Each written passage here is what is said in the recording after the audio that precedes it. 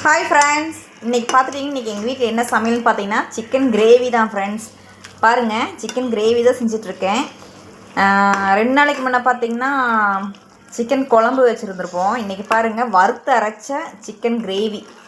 பார்க்குறக்கே பாருங்கள், நல்லா வறுத்து அரைச்சிருக்கேன். எந்த ஒரு பொடியும் மசாலாவும் நான் சேர்க்கல ஃப்ரெண்ட்ஸ். வீட்டில் இருக்கிற பொருளை வச்சு வறுத்து அரைச்சி நான் இன்றைக்கி சிக்கன் கிரேவி செஞ்சுருக்கேன். பார்க்குறக்கு நல்லாயிருக்கு, சாப்பிட்றக்கும் டேஸ்ட் நல்லாயிருக்கும் ஃப்ரெண்ட்ஸ். அல்டிமேட்டாக இருக்கும். நெக்ஸ்ட்டு பார்த்துட்டிங்கன்னா காரம் வந்து பெப்பர் தூக்கலாகவும் நல்லா கொஞ்சம் தூக்கலாக காரம் போட்டு தான் ஃப்ரெண்ட்ஸ் எனக்கு சிக்கன் செய்ய போகிறேன்.